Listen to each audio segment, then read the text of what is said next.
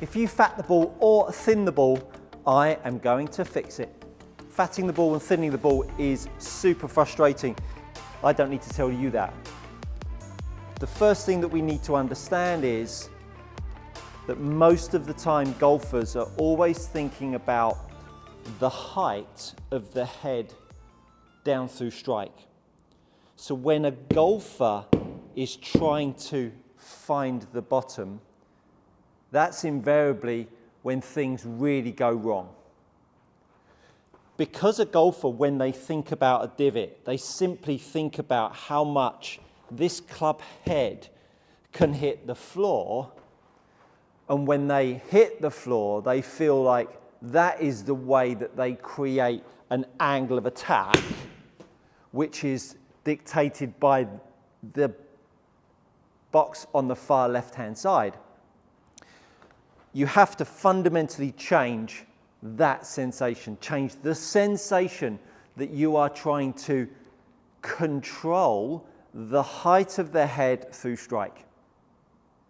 If you move away from controlling the height of the head through strike and control the environment around it, you will gain control of the club head. And that's a tricky one for people to get their heads around, and I'm going to have a real good go at making you understand that today. Let's deal with the linkage between the head and the floor. The head is the thing that we're striking the golf ball with.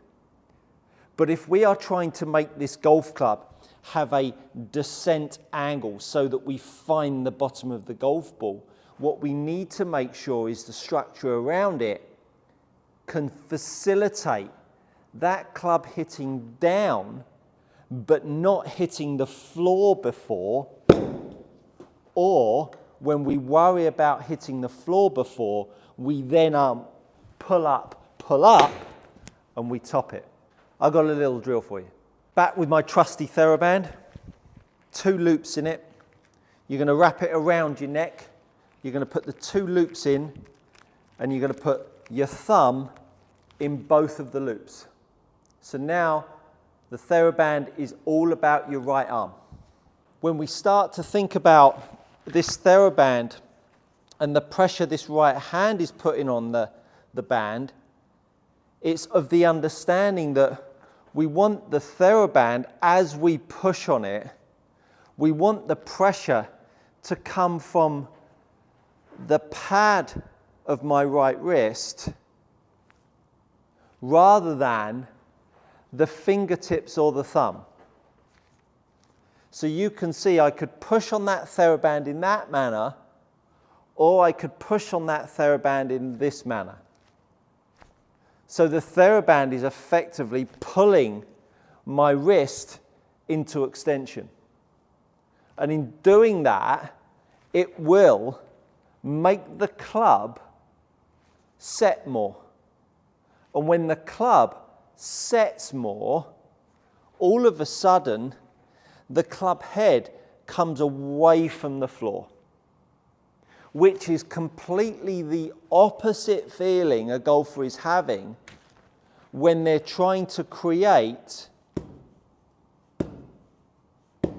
an angle of attack. I'm trying to create an angle of attack by allowing my wrist, my right wrist, to go into extension through strike, not, as I just demonstrated with me hitting the floor, into flexion. It's this interflexion motion that I can equally do with the TheraBand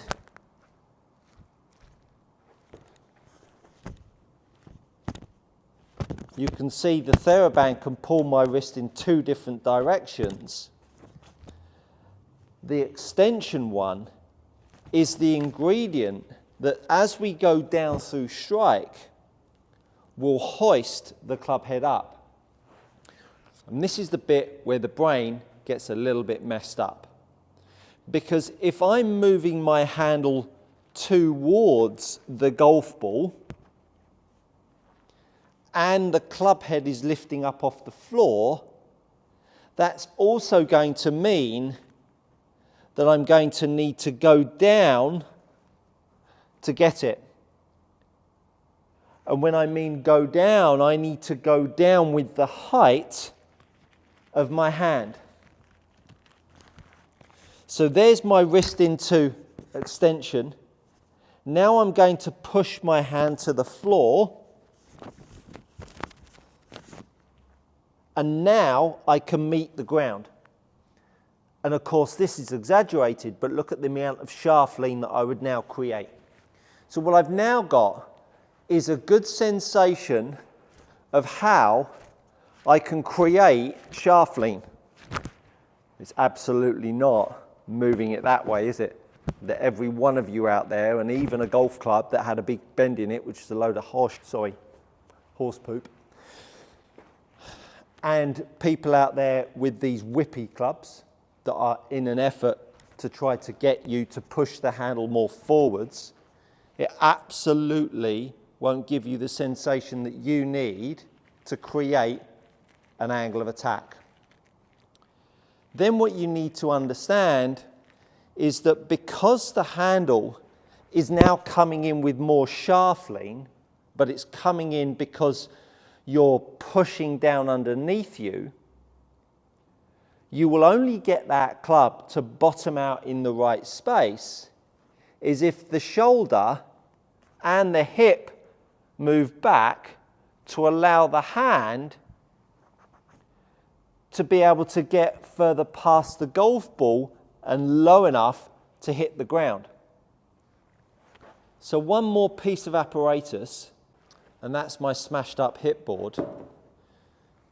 And I'm using this for only one reason, and that is to calibrate the feeling of wrist extension and getting the low point in the right spot. Now at this point, all I'm simply doing is pushing down, which extends my right wrist. Now because I've pushed the club handle down and lifted the head up, now as I move around, I better be more into forward bend to get the ground.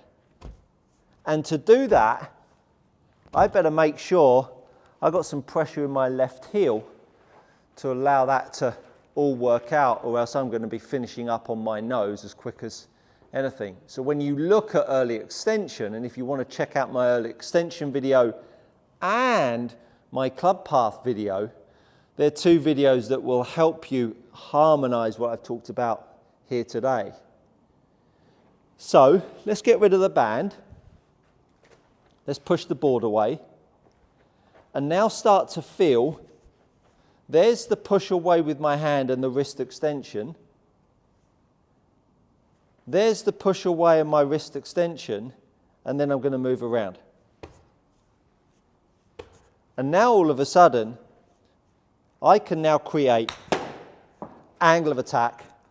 If you're tired of paying too much for premium leather golf gloves, do head over and check out my channel sponsor, GX Golf Gloves. These gloves are trusted by elite, amateurs and tour players alike. Use my code GOODCOACHING to receive 10% on your next order. To hit the golf ball pretty darn straight. 7.5 down, 0.7 from the inside, and 1 degree closed face to path.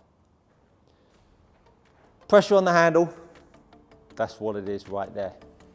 Angle of attack, that's what it is right there. Stop fats, stop thins, that's what it is right there. I think you'll find that, my friends, is good coaching.